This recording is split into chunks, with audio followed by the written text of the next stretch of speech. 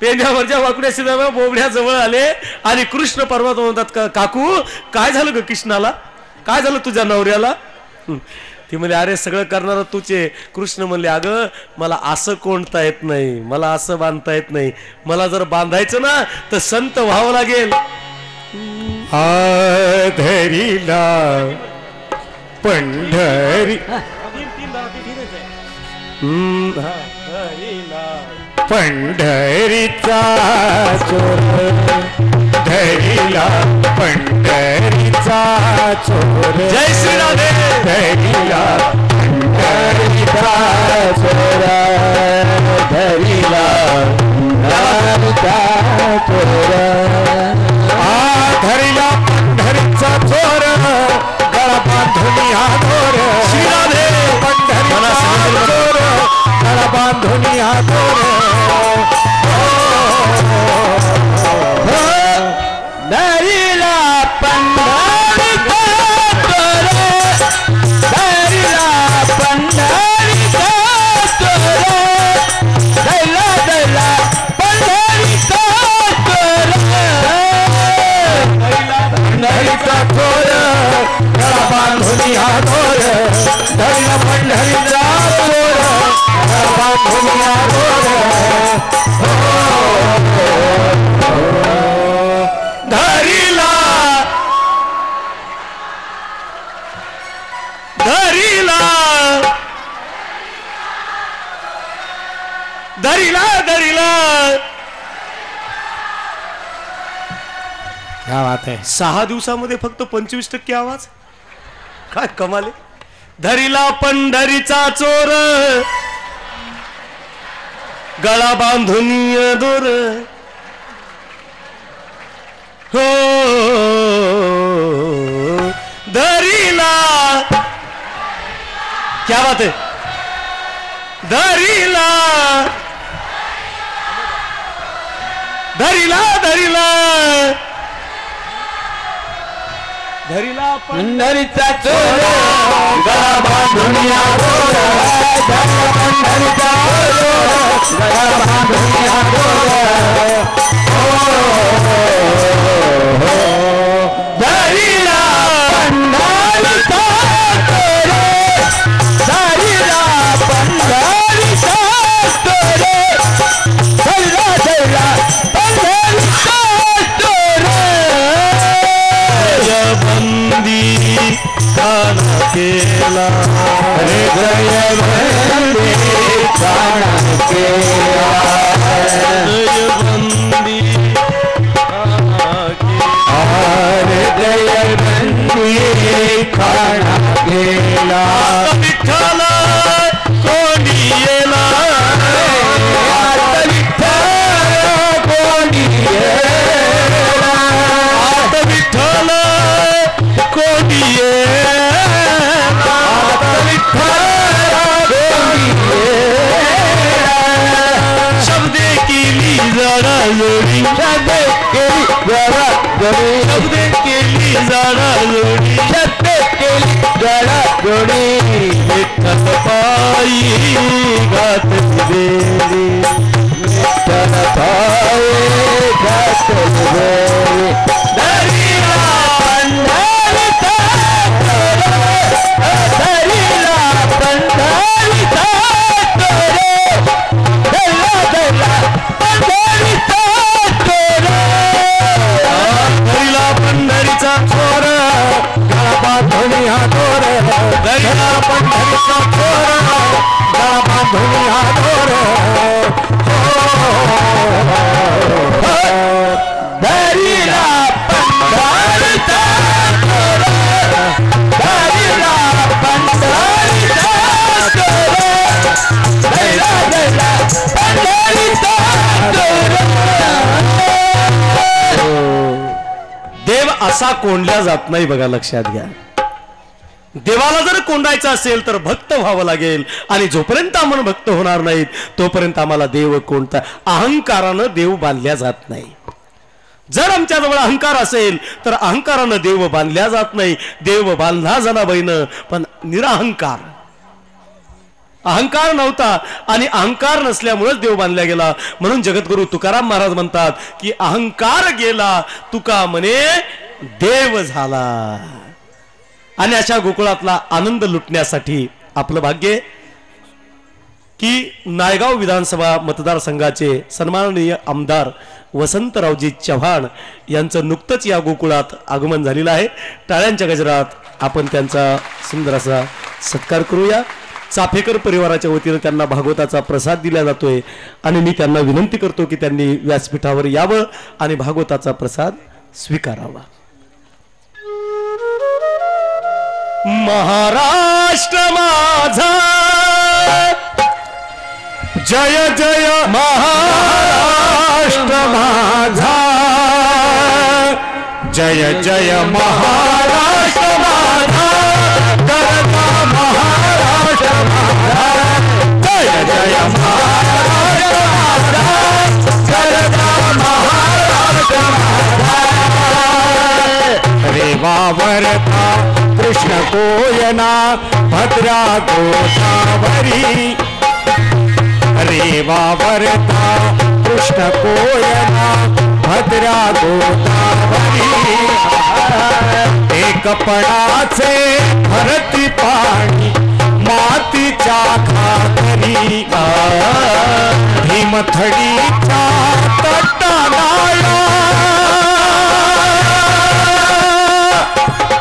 भीमथडीच्या तटाला यमुनेचे पाणी पाजा. जय महाराष्ट्र माझा, जय जय महाराष्ट्र माझा, महाराष्ट्र माझा, जय जय महाराष्ट्र माझा, गरजा महाराष्ट्र माझा. जय भवानी, जय शिवाजी. आमच्या गुरुजीमध्ये ताकद एवढी आहे आवाजाची की महाराष्ट्र माझा म्हणलं की माईकच बंद पडते.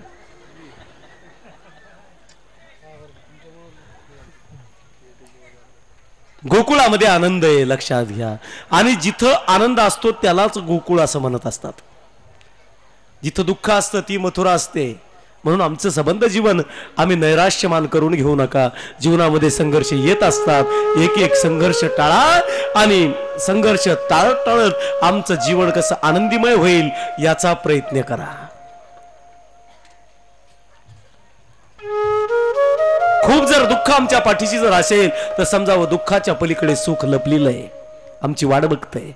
आणि अति सुख जर आम्हाला मिळत असेल तर समजावं सुखाच्या पाठीमागं दुःख लपलेलंच आहे. म्हणून सावध हो. जीवनामध्ये कशाही परिस्थितीमध्ये जीवन जगण्याचा अनुभव म्हणजे आमचं गोकुळ आहे. गोकुळ कृष्णाच्या पाठीशी शक्ती उभी आहे, साऱ्या गोपाळांची. आणि सारे गोपाळ प्रभुमय झाले आणि साऱ्या गोपिका सुद्धा प्रभुमय झाल्या. आता फक्त निमित्त आहे मथुरेला जायचं.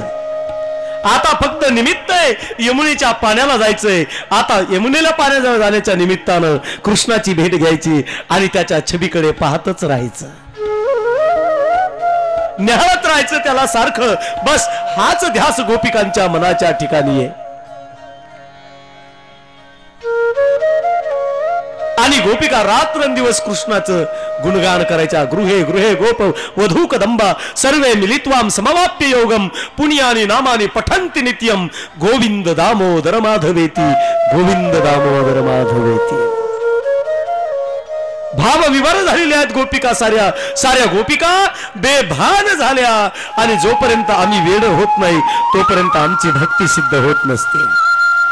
आम्हाला कुणीतरी वेड म्हणावं समजायचा आमचा मार्ग बरोबर आहे. कुणीतरी वेड म्हणावं समजायचा आमचा मार्ग बरोबर आहे. स्वामी विवेकानंदांनी खूप छान सांगितलं बघा. रस्त्याने जाताना तुम्हाला एकही अडथळा नाही आला तर समजायचं तुमचा रस्ता चुकलेला आहे. रस्त्यामध्ये गतिरोधक येतच राहणार. परमार्थामध्ये असे अडथळे येत राहणार.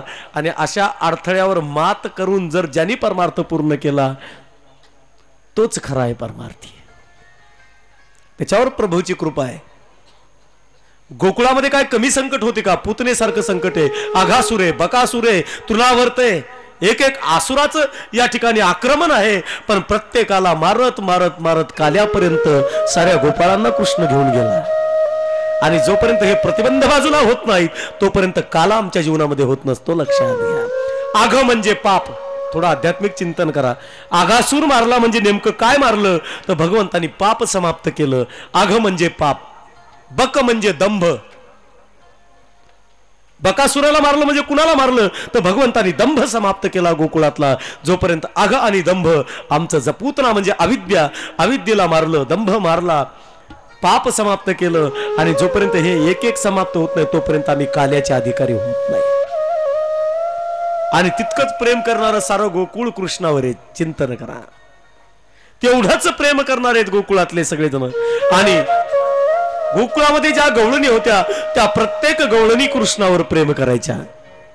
कुणी सुना, कुणी लेकी, कोणी एकी स्वतंत्र. 3 प्रकारच्या गवळणी गोकुळात आहेत. एक सून आहे, एक लेक आहे आणि एक सासू आहे. सून कुणाला म्हणायचं, लेक कुणाला म्हणायचं, सासू कुणाला म्हणायचं? सासू म्हणजे ज्ञान, सून म्हणजे कर्म आणि लेक म्हणजे उपासना. अशा 3 प्रकारच्या गवळणी गोकुळात असतात, लक्षात घ्या. सासू कुणाला म्हणायचं? जिला होही म्हणायचा अधिकार आहे, जिला नाही म्हणायचा अधिकार आहे तिचं नाव सासू. जिला होही म्हणायचा अधिकार नाही, जिला नाही म्हणायचा अधिकार नाही तिचं नाव सून. म्हणजे कर्म पारतंत्र्यात असतं, लक्षात घ्या. कर्माला खूप बंधने. आणि उपासना अर्ध स्वातंत्र्य अर्ध पारतंत्र्य. लेक बघा तुम्ही, माहेरी स्वतंत्र असते आणि सासरी पारतंत्र्यात असते. समजा एखाद्याची लेक जर माहेरी आली आणि तिची भावजय जर सकाळी उठवत असेल ना, वंस उठानं 8 वाजले तर तिची आई जवळ ती म्हणते, अगं झोपू दे तिला, घरी ते दारी तेच काम आहेत तिला. म्हणजे माहेरी स्वतंत्र आहे, सासरी परतंत्र आहे. उपासना 3 प्रकारच्या. आणि ह्या तिन्ही कर्मकांडाच्या रुच्या आहेत. त्याच 16,108 आहेत. 16,108 कोणत्या आहेत? त्याच आहेत. कर्मकांड, ज्ञानकांड आणि उपासना कांडाच्या रुच्या ह्याच भगवंताच्या 16,108 बायका आहेत. आणि साऱ्यांना भगवंत पाहिजे असं काहीच नाही की फक्त सुनाच मागे आहेत. म्हाताऱ्या गवळणीला सुद्धा कृष्णाला पाहा वाटायचं, पण मर्यादा आहे. अधिकार आहे पण मर्यादा आहे. होई म्हणायचा अधिकार आहे, नाही म्हणायचा अधिकार आहे. एक दृष्टांत पहा म्हणजे चटकन लक्षात येईल. गावात 2 जणी मैत्रिणी होत्या. एकीचं नाव होतं कोंडाबाई आणि एकीचं नाव होतं धोंडाबाई. इथं कुणीच नाही येत हे नाव म्हणून हे घेतले. कारण मी येतानाच विचारून आलो, धोंडाबाई कोंडाबाई कुणी आहेत का? म्हणे इथं कुणीच नाही धोंडाबाई कोंडाबाई. असल्या तरी मला सांगू नका. एके दिवशी धोंडाबाई कोंडाबाईच्या घरी गेली, कोंडाबाई धोंडाबाईच्या घरी गेली. आणि धोंडाबाईने आवाज दिला, ए कोंडे. कोंडाबाई घरी नव्हतीच, रस्ता चुकल्या. सुनबाई घरी होती आणि ती बाहेर आली. म्हणली, काय हो आत्या? तुम्हाला एक जाता जाता सांगतोच, स्वतःच्या सासूला आत्या म्हणलात नाही म्हणलात तरी चालतं, पण सासूच्या मैत्रिणीला आत्या म्हणीत जा. कारण तिच्या इतकी खतरनाक कुणीच नसते. सासूपेक्षा तिच्या मैत्रिणीपासून धोका आहे आपल्याला. सासू चांगली असती पण मैत्रीण तिचे कान भरून देत असती. म्हणून सासूची मैत्रीण आली की पटकन चहा ठेवा, तिच्या पुढचं नाही सांगत, पटकन द्या. आणि आत्या आत्या आत्या बाई, आत्या बाई ती दिसायला कशी असू, काय छान दिसायला बाई तुम्ही. कोण आहे घरी? नाही तात्या. काय पाहिजे तुम्हाला मला सांगा ना, मी देते. नाही म्हणली, मला ताक पाहिजे होतं. अहो आज सकाळीच ताक संपलं, नाही तर दिलं असतं. बरं बरं म्हणली, ठीक आहे. आणि मग या धोंडाबाईची आणि कोंडाबाईची वेळ झाली. कोंडाबाईने विचारलं, का ग कुठं गेलतीस? काय नाही, तुझ्याच घरी गेलते. कोंडे कशाला? म्हणली ताक पाहिजे होतं. काय म्हणली ती? ती म्हणजे कोण? सून. अहो सुनकट. पूर्ण सून सुद्धा म्हणत नाहीत ह्या सासा. सुनकट. काय म्हणली ती? ती म्हणली ताक नाही. ताक नाही म्हणली? कशी नाही म्हणली? चल धरलं ह्या म्हातारीनं ह्या म्हातारीच्या हाताला, तरा तरा निघाल्या दोघी. कुठून जोर येतो कुठून नाही. भांडायचं म्हणलं की जोर येतो. कुठून आला जोर? काय काय बाहेर ये, काय म्हणलीस तू? मला त्या बाई सकाळीच आपल्या घरातलं ताक संपलं. मी त्यांना म्हटलं ताक नाही. तू कोण म्हणणार ताक नाही? गेला धोंडीचा हात सोडून ओट्यावर गेली, कमरेला दोन्ही हात लावले, सांगितलं हे धोंडे जाय, आमच्या घरी ताक नाही.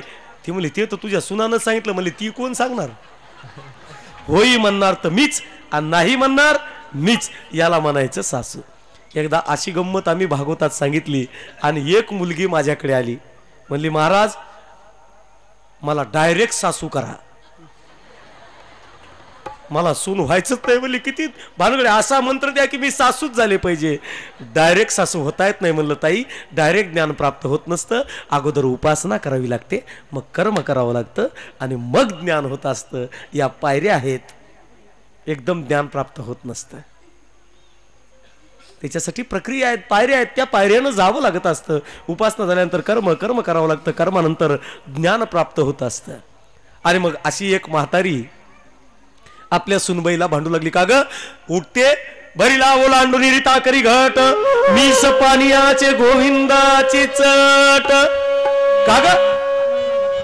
ज्यावेळेस दुष्काळामध्ये पाणी आणा म्हटलं त्यावेळेस पाणी नाही आणायच्या आणि आता डेरा रिकामा करून यमुनेला जाताय का ग? त्यावेळेस ती म्हणायची अहो आत्याबाई आजच्या दिवस कृष्णाला पाहू द्या, उद्यापासनं कृष्णाचं तोंड नाही पाहायचं. आपण म्हणतो आजच्या दिवस संसार करू द्या, उद्यापासून संसार करायचा नाही. आमच्याही जीवनात उद्या येत नाही आणि गोपिकांच्याही जीवनात कधी उद्या आला नाही. राजा परीक्षितीला शुकदेवजी भगवान सांगतात, राजा अरे कृष्णाला नाही भेटायचं या कल्पनेनं साऱ्या गोपिका रडायच्या. सासू म्हणायची नाही जायचं भेटायला, म्हणायची आत्याबाई कृपा करून आजच्या दिवस जाऊ द्या, उद्यापासनं आम्ही जाणार नाही. आणि सकाळी उठलं की परत गवळण निघायची. सासू अडवायची, का ग कुठे निघालीस? तुम्हाला म्हटलं ना आजच्या दिवस जाऊ द्या, उद्यापासनं नाही. हे तर तू कालच म्हटली होती ना. हो ना, मग आजच्याच दिवस जाऊ द्या, उद्यापासनं नाही. उद्या कधी येतच नसतो. मग ही म्हातारी भांडण घेऊन जायची कृष्णाला बघायला. भांडायला जात नव्हती, हिला भांडणाशी काही देणं घेत नव्हतं. फक्त भांडणाच्या निमित्तानं कृष्णाला बघायला जायचं, कारण बंधन होतं ना म्हातारीला. गेली आणि यशोदेला आवाज आला, ए यशोदे इकडे. यशोदे सोबत कृष्ण आला आणि म्हातारी भांडायला गेली आणि त्या कृष्णाच्या चेहऱ्याकडे पाहिलं की पाहतच राहिली. यशोदा जवळ आली, चेहऱ्यावर असा हात फिरवला, म्हणली का ग हे भांडायला आलतीन तू? काय झालं? आवरी आवरी आपुल्या कान्हा. म्हातारी काय म्हणते बघा,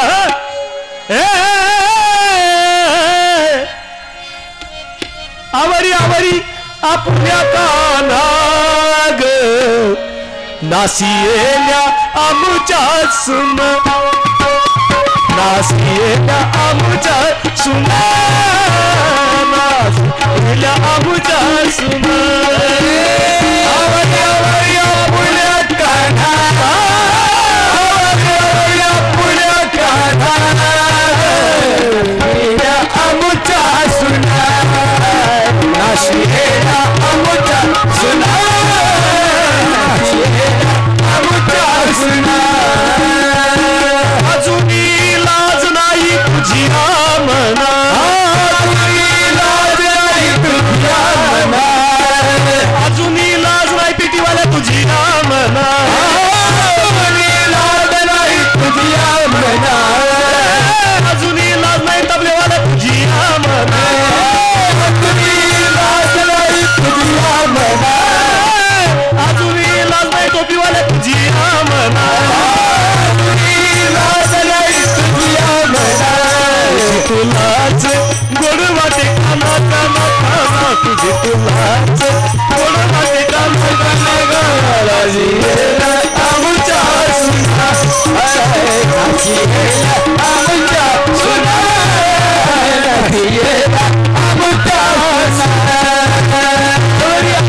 आपुल्या काना, आपुल्या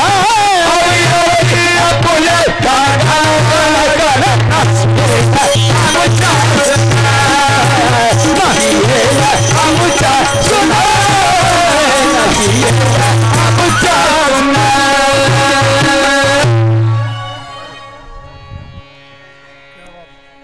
एक सारखं पाहत राहायची त्याच्याकडे.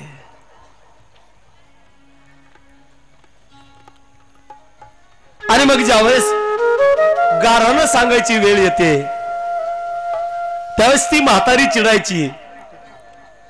यशोदे कृष्णाला सांगावे गोकुळी राहावे का जावे. अनंत प्रकारच्या लीला भगवंत करतायत आणि साऱ्या गोपिका भावविवर झालेल्या आहेत आणि साऱ्या गोपिकांच्या तोंडात एकच वाक्य आहे, हरीने माझे हरिले चित्त, हरीने माझे हरिले चित्त.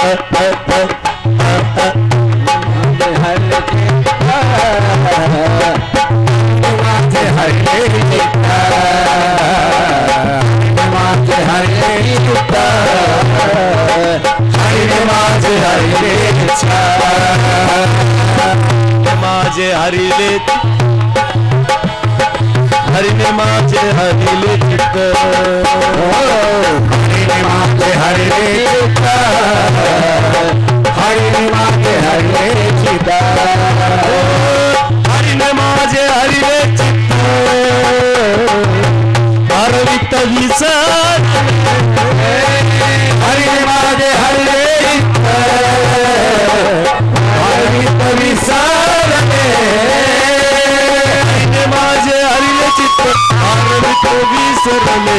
आता कैसी आता कहे आता कैसी आता कहे आता कैसी जाऊ घरा मोहे बरा लौकिक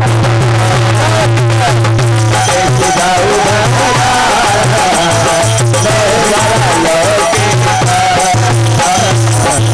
कैसे जाऊ घरा मोहे बरा लौकिक. हरिने माझे हरिले चित्त भार वित्त विसरले. आले लक्षात घ्या, जर आमचं चित्त जर आमच्या जागेवर नसेल तर काही उपयोग आहे का? चला आधुनिक दृष्टांत देतो म्हणजे तुमच्या लक्षात येईल.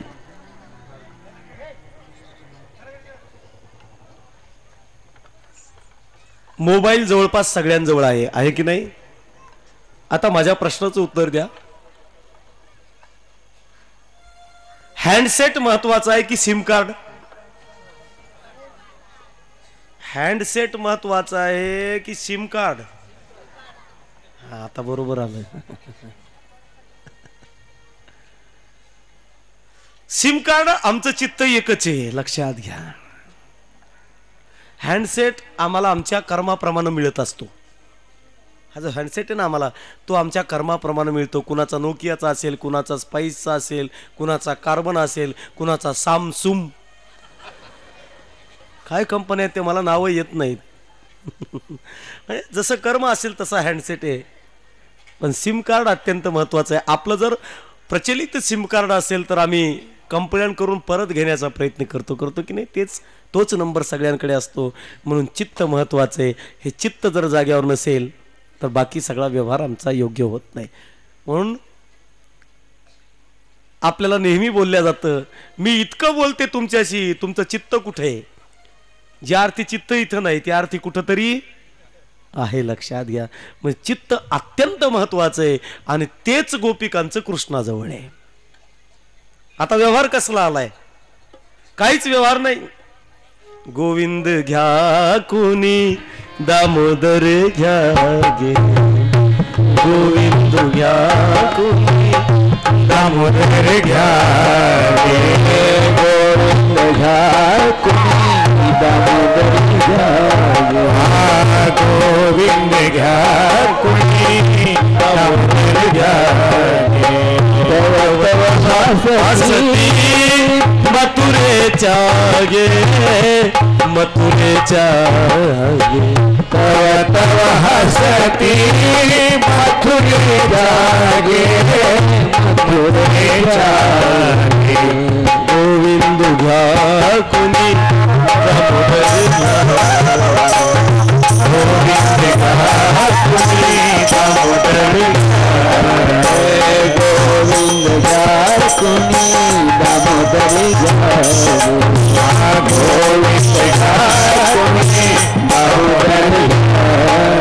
गोविंद घ्या दामोदर घ्या. विक्रे तू कामा किल गोपकन्या, मुरारी पादार्पित चित्तवृत्ती, दधियादिकं मोहवशादमोचन गोविंद दामोदर माधवेती. गोकुळच्या गवळणी मथुरेत जायच्या आणि व्यवहार चुकायच्या. लक्षात घ्या, जिथं आमचा व्यवहार चुकतो समजायचं आमचं चित्त जाग्यावर नाही. व्यवहार चुकायचा, गोविंद घ्या दामोदर घ्या, आणि मग मथुरेची गवळण जवळ यायची आणि गोकुळच्या गवळणीला म्हणायची, का ग मला पावशर गोविंद दे. एक म्हणायची, अग मला पावशर दामोदर दे. राजा परीक्षितीला शुकदेवजी भगवान सांगतात, राजा त्या भगवंताचं गोपिकावर एवढं प्रेम होतं, एवढं प्रेम होतं, एवढं प्रेम होतं, त्या गोकुळच्या गवळणीनं डेऱ्यामध्ये माप घालायचं आणि त्या मापामध्ये गोविंद रूपानं प्रभूनं येऊन बसायचं. एवढी भक्ती गोपिकांची होती. लक्षात घ्या, याला म्हणतात भक्ती. दामोदर रूपानं गोविंद रूपानं प्रभू यायचा आणि मग अशा सगळ्या भावविवर झालेल्या गोपिका, प्रभुमय झालेल्या गोपिका, कृष्णाविना ज्यांना एकही क्षण करमायचं नाही. सारे गोपाळही कृष्णासोबत आहे. आणि मग सगळीकडे चालू आहे चर्चा, सगळीकडे भांडणं चालू आहेत. मग कृष्ण परमात्मा म्हणले आईला, आई आपण असं करू, आता आपण वृंदावनात राहायला जाऊ. चला, आता गोकुळ सोडलं कृष्णानं आणि वृंदावनात आले. मथुरा भोगभूमी आहे, गोकुळ योगभूमी आहे आणि वृंदावन ही प्रेमभूमी आहे. आले तिथं सगळेच आले, राधा वगैरे सगळे आले. आणि कृष्ण परमात्म्याने आपल्या आईला सांगितलं, आई आजपासनं मला खोड्या करायच्या नाही, आजपासनं मला चोऱ्या करायच्या नाही, मला काहीतरी कामाला लाव, मी काम करणार. त्यावेळेस यशोदा माता म्हणली, कृष्णा अरे काम करणार की धंदे करणार? आतापर्यंत तर तुझं रेकॉर्ड आम्हाला माहितीये. तू काय केलंस, तुझ्यामुळे मला किती त्रास होतोय तरी मी सहन करते आणि प्रत्येकीला सांगते, बाळ सगुण गुणाचं तान ग बाळ दिसतंय गोजिन काय सांगत आहे की नाही. काय करावं, खूप गवळणी मना वाटतात, खूप भजनं मना वाटतात, पण घड्याळीकडे पाहिलं की बीपी वाढतो. आणि घड्याळीचे काटे पाहिले असं धडधड धडधड धडधड होत. काय करणार? कृष्ण म्हणले, आई मी काम करणार म्हणले, आजपासनं चोऱ्या बंद.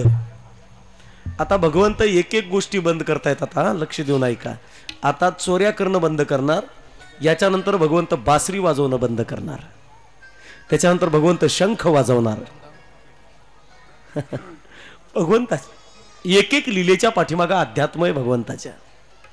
आम्हाला संबंध जीवन आम्ही कसं जगावं आम्हाला कृष्णाचं चरित्र पाहिल्यावर कळतंय बघा, की भगवंतानी कोणत्या कोणत्या वयात कशा कशाचा त्याग केला.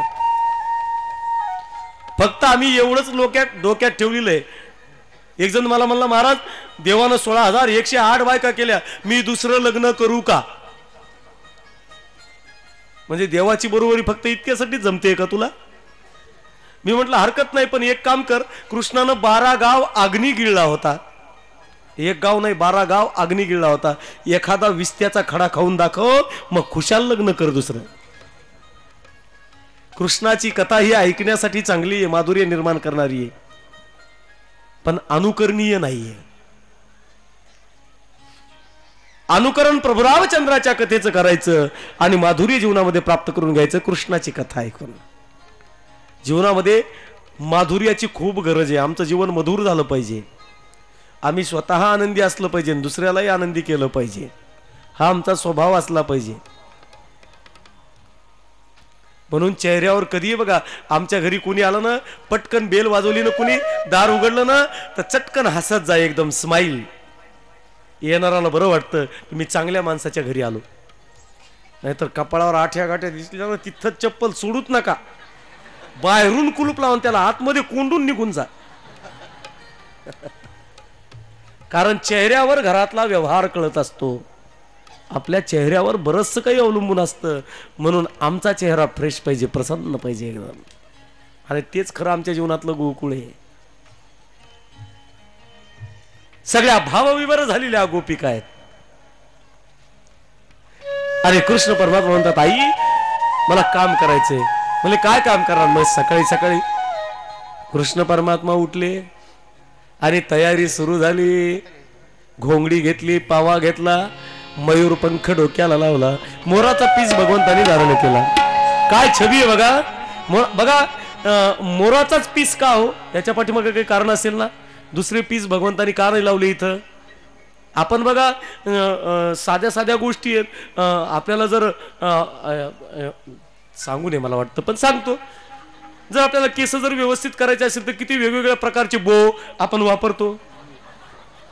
तुमच्या मुखेडला आहेत की नाही बो, वेगवेगळे रंग असतात ना. पण कृष्ण परमात्माने बघा एकच निवड केली, भगवंताची एकच चॉईस आहे, पण एवढी जबरदस्त आहे, त्यांनी मोरपीस मस्तकावर धारण केलाय. का हो, कारण मोर हा निष्काम वासनेचं प्रतीक आहे. मोरामध्ये काम वासना नाहीये. मोर नाचतो आणि नाचल्यानंतर त्याचं लक्ष पायाकडे जातं आणि पायाकडे गेल्यानंतर खरबड पाय दिसल्यानंतर त्याच्या डोळ्यातून आसव टपटप गळतात आणि ती मोरणी आसव पिते आणि गर्भस्थ राहते.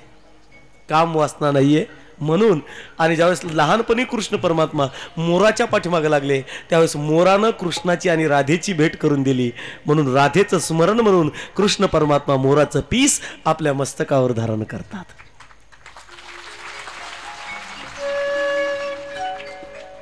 पावा घोंगडी घेऊन पायी हो, पावा घोंगडी घेऊन पायी, पावा घोंगडी घेऊन पाय, पावा घोंगडी घेऊन पाय, संगे गोपाल घेऊन गाई वृंदावनी आले नवनाई, वेणू वाजविला सुस्वरे बायो बायो बाई, पावा घोंगडी घेऊन पायी, पावा घोंगडी घेऊन पायी, पावा घोंगडी घेऊन पायी, पावा घोंगडी घेऊन पायी. पावा आहे, घोंगडी आहे आणि भगवंताचं रूप बघा किती छान आहे. आणि लहान लहान मित्र आहेत सोबत, छोट्या छोट्या गायी आहेत. काय आनंद आहे बघा. लहान लहान गायी आहेत, कृष्ण परमात्मा बासरीचा आवाज सुरू आहे, मधुमास सारंग राग चालू आहे वृंदावनात, मधुमास सारंग त्याच्या लहरी चालू आहेत. आणि अशा लहरीमध्ये कृष्ण परमात्मा निघाले. कृपा करून एक विनंती आहे, भजन फार सुंदर आहे, ज्यांना नाचा वाटलं त्यांनी नाचा आणि ज्यांना फक्त खाली बसल्या बसल्या टाळी वाजवा वाटली त्यांनी सुंदर टाळी वाजवा. पण मी म्हणेल तशी टाळी वाजवा, मी वाजवेल तशी टाळी वाजवा. तुमच्या टाळीतनं छोटी छोटी आवाज निघाल्याशिवाय राहणार नाही. बघा प्रयोग करून बघा, आमचा अनुभव आहे.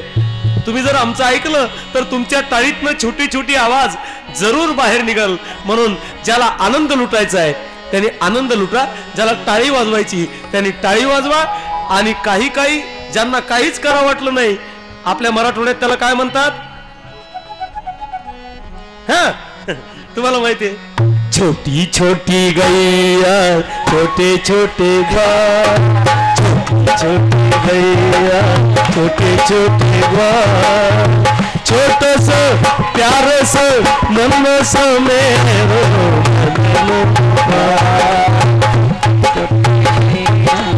छोटे छोटे गाय,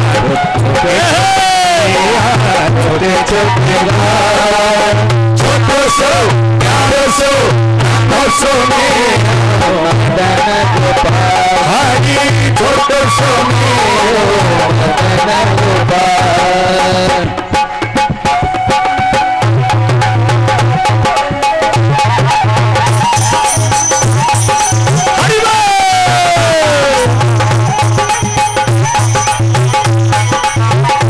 जय श्री राधे.